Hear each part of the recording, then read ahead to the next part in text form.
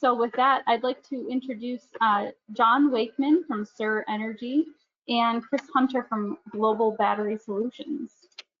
John Wakeman started SIR Energy way back in 2001. And since that time, hundreds of renewable energy systems have been installed, from small residential systems to very custom building integrated commercial projects. In 2017 and 2018, Mr. Wakeman devoted much of his time to product development and has a patent pending solar roofing system. He started Watershed Solar Roofing in 2019 and is continuing to develop the product and turn the corner towards commercialization. John is a master electrician, licensed builder, and electrical contractor. And Kris Hunter is the managing partner for Global Battery Solutions. She is involved in business development and renewable energy efforts at Global Battery Solutions, which is a West Michigan-based woman-owned tech company that provides battery life cycle management services and is a leader in battery 4Rs: repair, remanufacture, repurpose, and recycle. Additionally, Global Battery Solutions was recently named a 2020 Michigan Top 50 Company to Watch and Smart Zone Best Small Business by the MEDC. Kris currently serves as a board member for the, and sorry if I get this wrong, the NAAT BAT International, which is a global battery industry trade association. And she is an active member of Suppliers Partnership for the Environment, which is a global automotive OEM supplier network that advocates for positive environmental impact. And she also previously served as a member of the board of directors for the Great Lakes Renewable Energy Association and for the Green Home Institute. So with that, okay, you guys both joined me, John and Kris. I'm going to turn it over to John Wakeman, and he's going to start us off with the first presentation for this session. Thank you, Kendal. And thank you also for all your hard work supporting renewable energy. So I've got about 24 slides here and 15 minutes. Oh, wait a second. So I'm going to race through these pretty quick. First of all, we're just going to talk about net zero, what it is, generation compared to usage. We'll go over just the basics of solar, and then we'll be looking at batteries, where they talked about so much lately. When I talk about net zero, I usually call it solar fraction satisfaction, because I find that clients that get a lot of their energy from solar, a big portion of it, are much happier than those that don't. If somebody goes to the trouble of putting a system in, they're not getting a significant portion of their energy from it. It's just not as fun for everybody. So we want to try and make sure that the solar array is putting out about what is being consumed.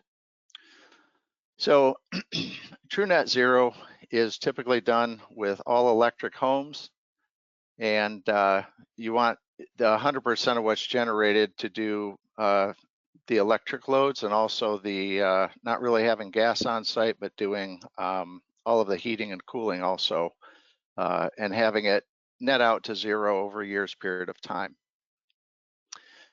When we meet with clients that have existing homes, sometimes that's harder to do. Sometimes there's a limit for space to put the solar. Budget sometimes can be a limitation, believe it or not. And but I usually start the conversation with at least shooting for 100% of the electric loads.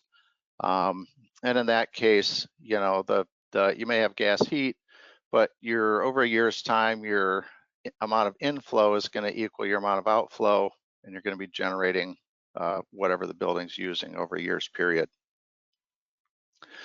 So just for solar sizing, just to give you kind of a real basic rundown, average household in the US was using about 850 kilowatt hours per month, around that, something like that. And in Michigan, you need about an 8K system, or about 8,000 watts of solar to get that. And in this photo, it shows 24 320 watt modules, and that's about going to get a typical household's electrical usage over a year's time in Michigan. I've been involved in some really wonderful high performance homes that were, designed to be net zero. One 3,000-foot house came out to about 1,600 watts needed to be net zero, and that was also for heating and cooling. This shows a 20 kilowatt array, so a little bit smaller than this would get you net zero. And Matt Grokoff, who's going to be speaking later on, he's kind of sort of unusual, but he's got a net zero home with about 8 kilowatts of solar. And that's pretty unusual. It's a much smaller house than 3,000 square feet, which is important. It's an easy way to get to net zero. My experience in working with new construction is that it's much easier for me to tell people how much energy they're going to be getting out of solar than it is for the energy raters and the architects and the builders to really predict how much energy a house is going to use. I've heard it said that there's no such thing as a net zero home. There's really just net zero households. So part of it's because of behavior, but also building performance. If you change a couple of things, might not be the same as the last time.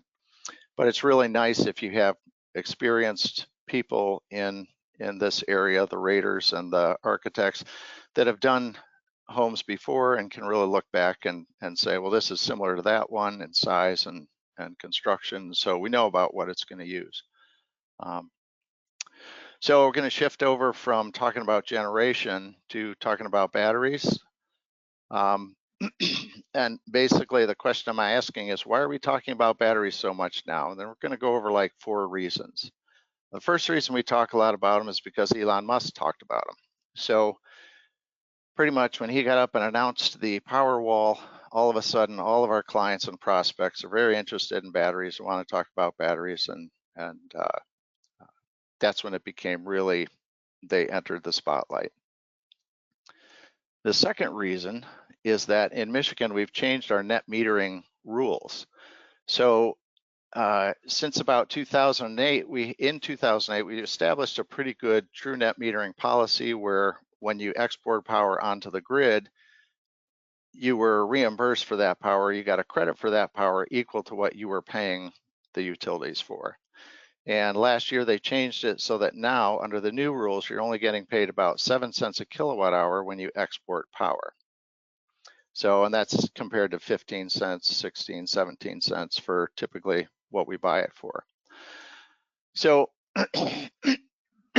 excuse me, under this new scenario, when you offset power or you're not buying power from the utility because you're generating it, that power that you're generating is still valued at whatever you would pay DTE for. So it's going to be 15 cents, 16, 17 cents a kilowatt hour. So when you offset, it's still high value. So if you can increase your self-consumption under this scenario, it's advisable, because rather than having it valued at 7 cents a kilowatt hour, 15 cents is much better. It's going to help your payback. So we asked the question, is it worth the cost of adding batteries? So I'm going to compare this to a system.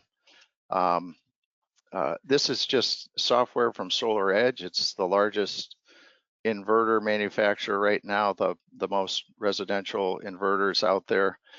And in their design software and modeling, you can add batteries to see how it will affect it. And so this is one of my clients, just have about a 10K system. Their self-consumption without batteries came out to about 4.5 megawatts in a year's time, and they were going to export close to 8 megawatts in a year's time. So then if I add the 10 kilowatt battery, as I've done in this slide, self-consumption goes up to 7 megawatts, and their export goes down to 5.22 megawatts. So this is helping that balance, and they're consuming more, and so it's higher value. But then we look at, is it worth the cost? So if I compare the self-consumption or the export of 7 megawatts compared to 4.5 megawatts, that's a difference of 2.56 megawatt hours per year. So they are consuming that much more within the home, And so that's at the higher value of 15 cents.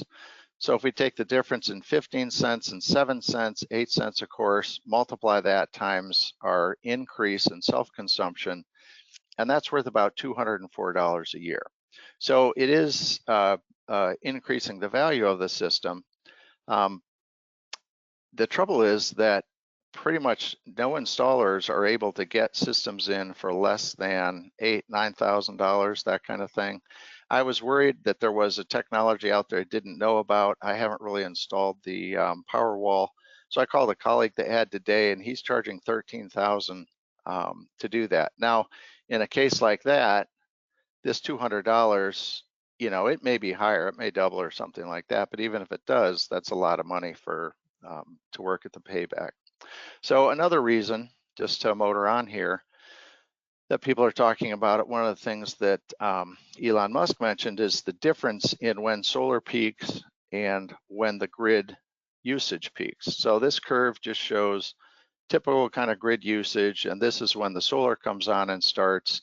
And this is discussed a lot in national and international arenas, and I have here that it's a great problem to have, because wouldn't it be wonderful if every grid had the trouble of just having too much solar on it, was exceeding demand.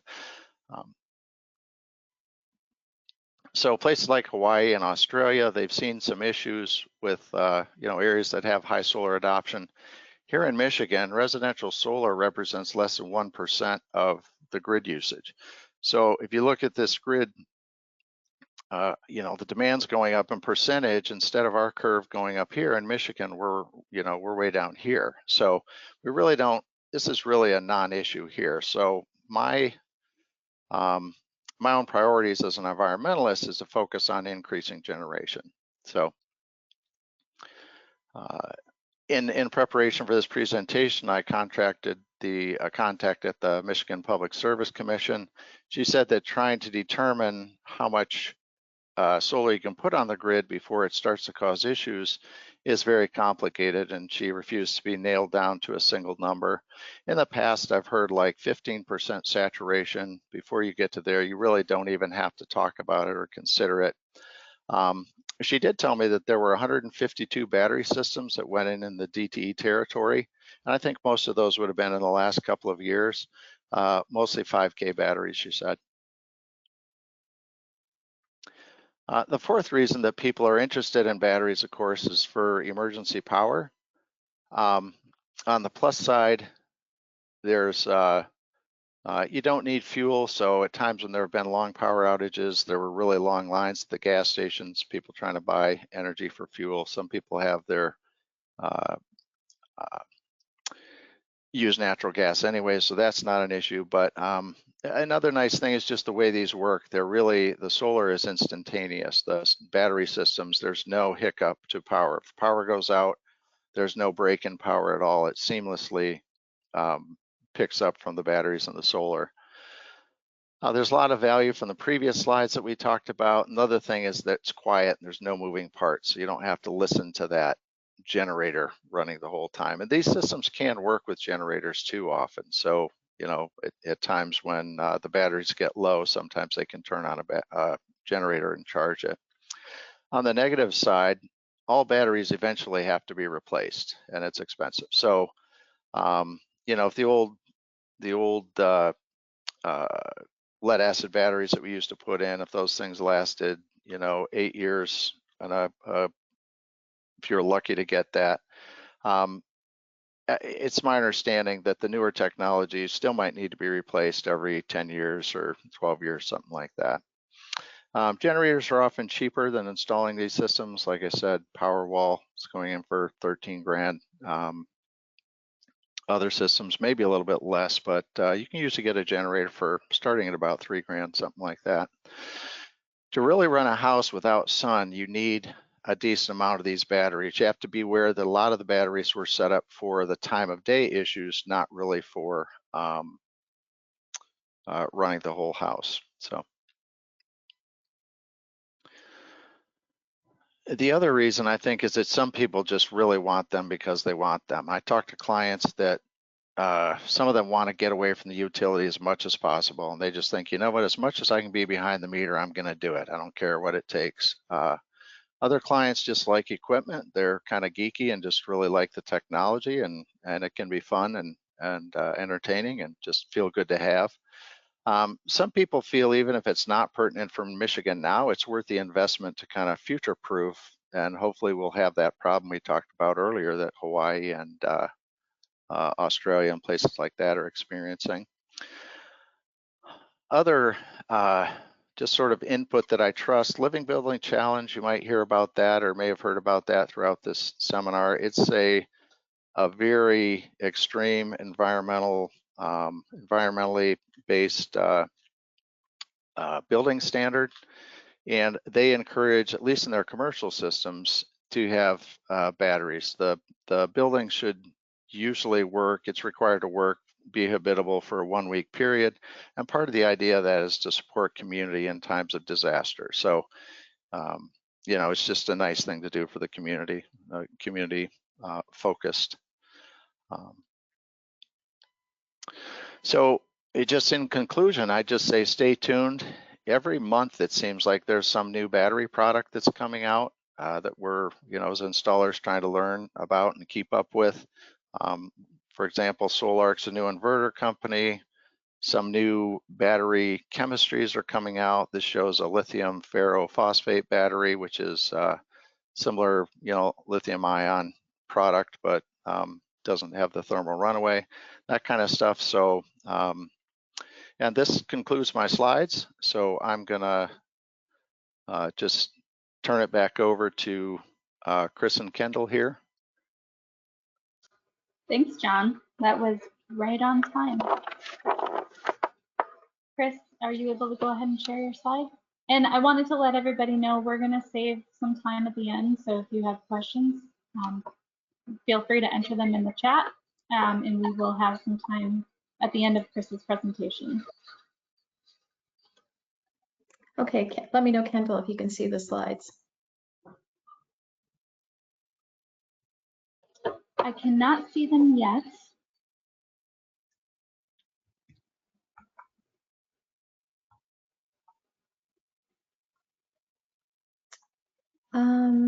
Did you share with me? Ah, there we go. Yet. I do.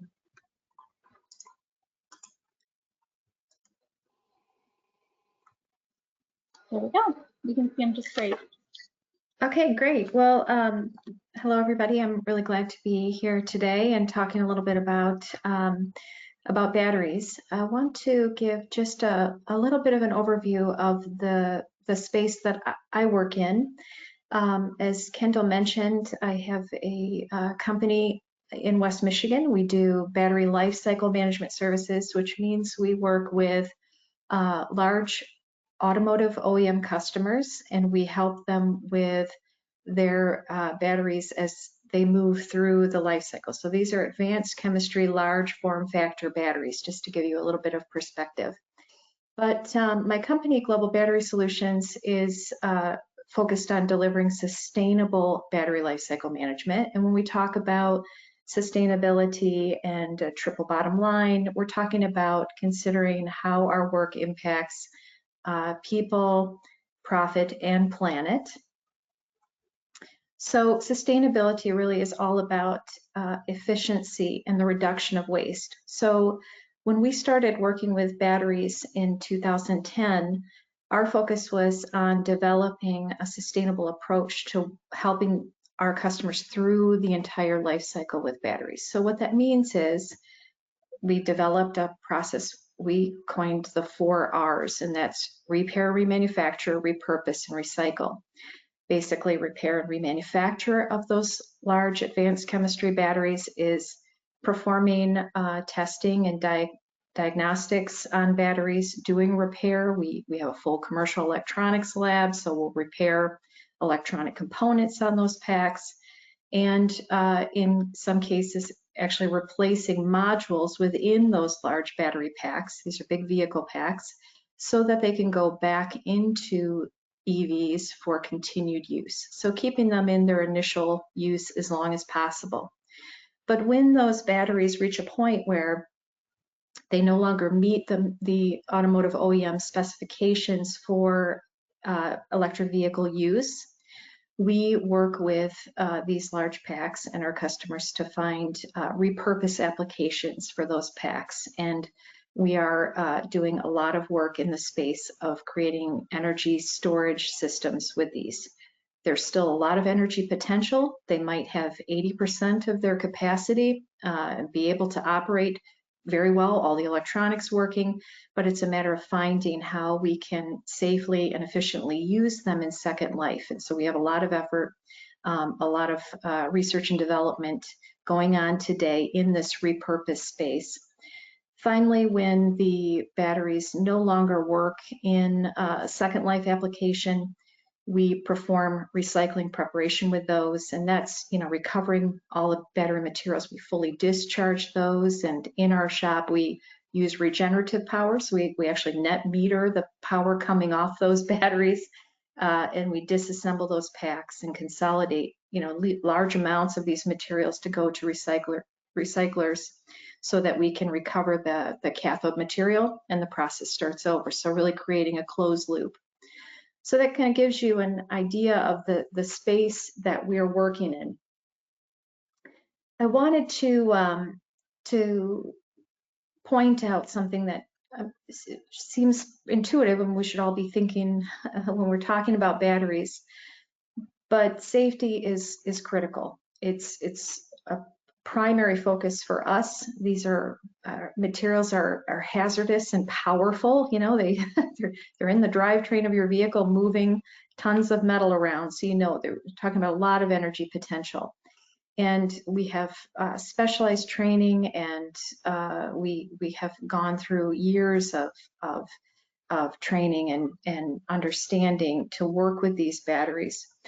But I think the most important thing to consider when you're looking at putting these into your home is making sure that you have a plan, you understand what you're going to be living with, and you have a plan for maintenance and decommissioning of your battery system at the end of its useful life for you. So John covered a lot of this, but just to sort of reiterate, you know, why is energy storage important? Why is it such a hot topic? And we understand that solar panels convert sunlight to electricity, but they only work when the sun is shining. And so the idea here is that we develop these energy storage systems. We have those in our entire generation system in our home so that we can have a little more control over the power as we need it, and the idea of resilience. So one of the things John touched on this maybe a little bit, but you know, we've seen a huge decrease in the cost for photovoltaics. Solar panel prices have come down, and that's related to new technologies and better efficiency in panels. Obviously, the size of the solar industry has grown over the last 10 years, and we've seen huge leaps and bounds in manufacturing improvements and more manufacturing capacity. And over time, lots of government impact, you know, research and development. We're involved with the DOE and NREL in several solar-related prizes and battery-related prizes, so there's lots of push for development. We have renewable portfolio standards, there's you know, subsidies and etc. So lots of cost benefits for us on the solar side as those costs have come down. And we see some of the same things happening in energy storage. There's obviously expansion in electrification. We see this mass electrification of just about everything. Vehicles, yes, but everywhere. New technologies, and there's new chemistries and different form factors that we see. So constant changes in the landscape for batteries. And what we focus on is that last bullet point, and that's second life applications and second life efforts. And so There are lots of universities that we're working with, lots of national laboratories that we're engaged with, and the idea here is that we're trying to come up with a safe and efficient way for us to be able to use these batteries in Second Life as energy storage, because first of all, there is a ton of energy potential still in those xEV packs, and we want to use that because it's there and it's available. Finding a way to do that will allow us to provide energy storage systems that are much less expensive than using new batteries. So that's an important thing to keep in mind. So I think the big takeaway that I just want to reiterate is, you know, these are big, powerful things, and so it's important if you're considering having a battery system, an energy storage system, just make sure that you are working with an installer who understands the equipment, and that you have maintenance and decommissioning planning in your entire planning process, because it's really an important part of making sure that that system is going to run appropriately, and that you have a place, a vision for how that's going to be taken care of at the end of life for your system. So thank you.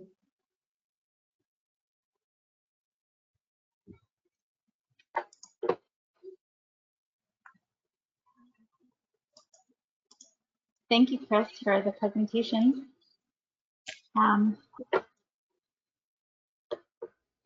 You can still see your screen, just letting you know. Oh, there you go. All right, so at this time, I'd like to invite John and Kris back to the group to see if we have any questions from anyone. And I believe Brett Little is on there as well, and I'm not sure if he has had any questions come through. Yeah, I'm sending them to you, Kendal. Do you see them in the questions tab? Let's see here.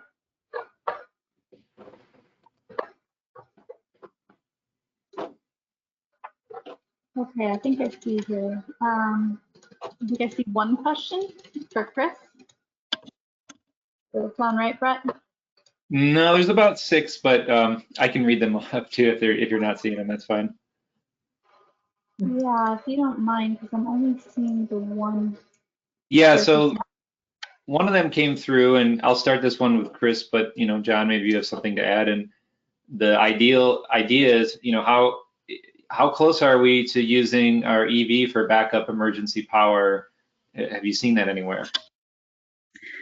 Right. So we have actually done some work in that space, and one of our one technology that we use, one of the other owners of the company that I'm in, developed a wireless charging protocol. It's actually the GLREA wireless charging protocol.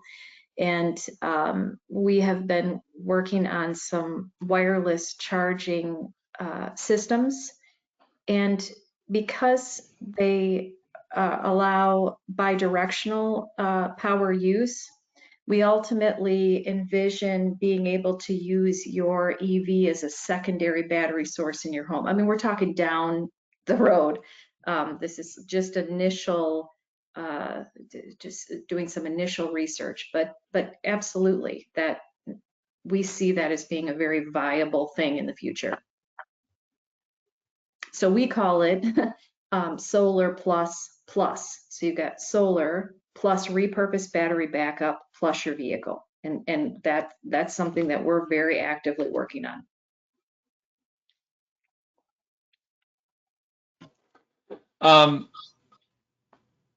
John, let's throw this one to you. What's the best way to overcome the utility resistance to behind the meter storage?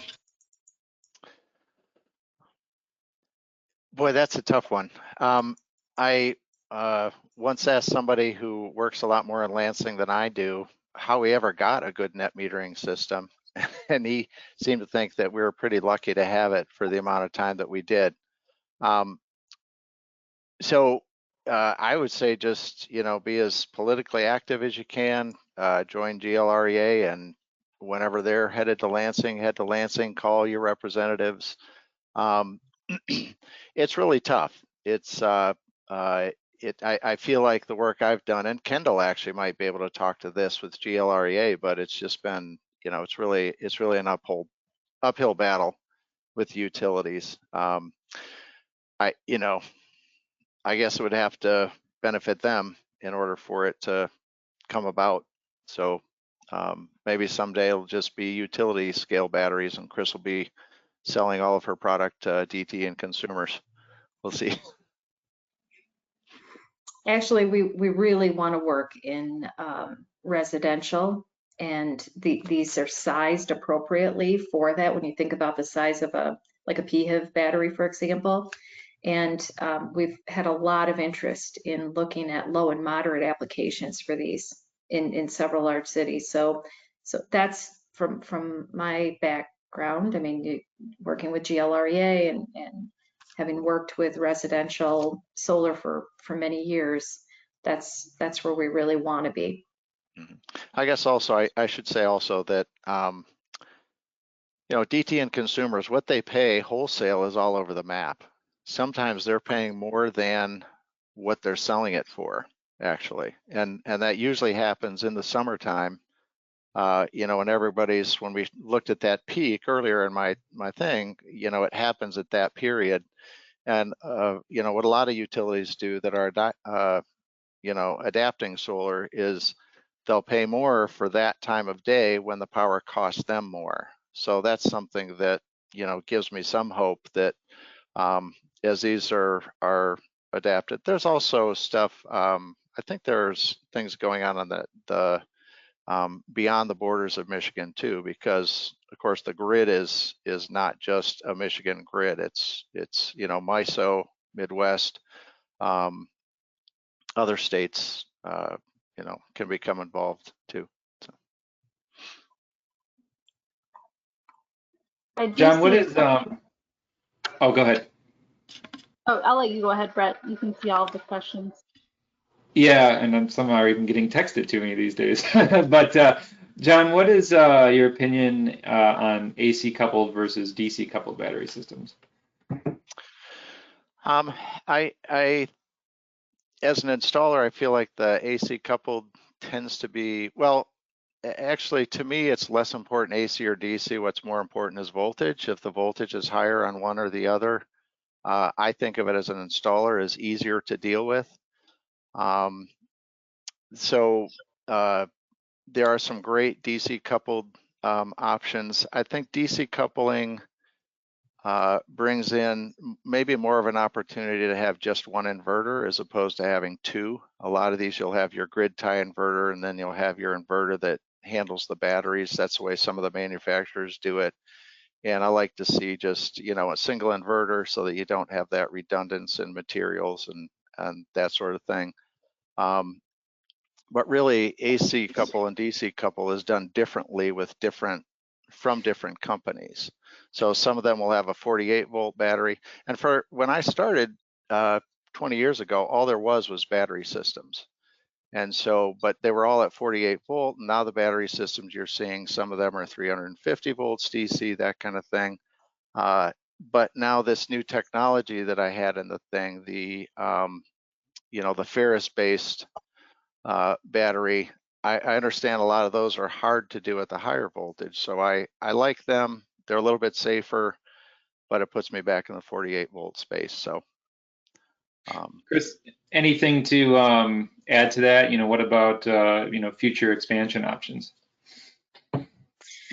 So we had sort of an interesting experience. We actually have our prototype repurposed battery pack that we built in our shop, and although we've been using regenerative battery testing for many years with our municipal utility, when we wanted to hook our battery system up with our solar, we were denied access to do that because they didn't want to have us using solar. It was kind of a strange setup. So we had to develop our system behind the meter, and we found it to be sort of an interesting exercise, but it required less equipment, like John mentioned. And I should add, part of the research and development that we're doing is building specialized balance of systems products that work with second life packs. So for us, we're looking at having to basically build all of the system components so that everything will work correctly and efficiently. So it's a little early to say exactly, you know, how we'll be able to offer other options. But right now it looks like DC is the direction that we're headed in. John, what is the primary reason DTE residential customers are installing batteries? Is it economic or other factors? What do you think? I don't know. It's interesting. I think the installers have a big effect on it. Just sort of how they present it. I find that I'm doing very little of it, and I'm the guy on the block that's not really encouraging my clients to. I think it's and this is no, you know, hit against any other installers, but I think it's a really nice upsell if you're an installer. So most business people are going to encourage it. You know, I think those reasons I gave, some people really just want it. You know, the clients that sort of push the hardest for it are those that, you know, they have the money and they're really looking to the future. They're very hopeful that it's going to be an important thing to have done at some point in the life of the system, perhaps. And I should say also, there are things that people can do, like sometimes instead of buying the battery pack and the whole package, you can install an inverter that's kind of ready for it, but not do the whole thing. So that's another way to future-proof, but you don't get the batteries or the advantage of running it, but at least you know if 5 years down the road, DTE says, okay, well, we're gonna pay more, we're gonna have time of day, special metering and that kind of stuff, you know, they'll be more ready and they won't have to throw away their old inverter and start over. I think you're muted, Brett. Kris, I know we still got net metering intact here for now, but I mean, are you seeing an uptick in battery interest on this side of the world? Yeah, definitely. Virtually every customer that we talk with for PV installations is interested in batteries. Mm-hmm. What is the thought of this new idea, this what we call a net zero summer, right? So it's this shift away from this full-on net zero, just loading up panel after panel, and instead focusing on zeroing out over the course of the summer when costs are the highest, the peaker plants are being used, so they're dirtier. This idea that we're hearing more about where you know, use the sun during the day, use the battery at night, and kind of just maybe buy offsets during the wintertime. Kris, have you been seeing more people shift to that at all, or hearing that term? No, I mean, I think that's pretty sophisticated energy management outlook. I think as we move forward, we're going to have to get more creative in how we approach this because of the pressures from utilities.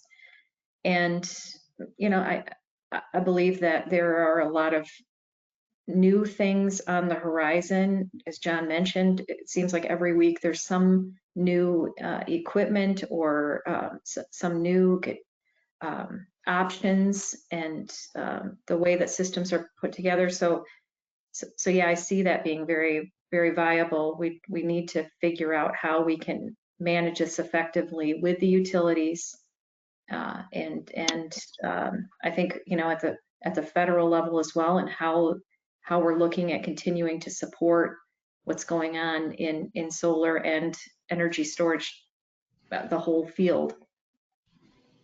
John, any thoughts on that concept? I kind of like the idea of it. I like the sound of it, but again, it gets back to that thing of, you know, we just don't have that problem in Michigan. So I still, for where we are in terms of, you know, such a small percentage of grid saturation, I don't mind, or I encourage people putting batteries in if they want batteries, but I would hate to see budget being pulled away from generation and put into batteries until that issue really becomes more pertinent. For me, you know, any generation that you can add in is going to reduce what DTE is using. You can also, you know, if it's a ground rack or something, you can install it more west facing and you can get afternoon peak. You know, you can match more of the utility peak and wouldn't lose that much over a year's time. But that's the thing with me. I mean, the ideal client goes net zero year round, adds the batteries, you know, so what if it costs more, whatever. That's, you know, that's the absolute ideal.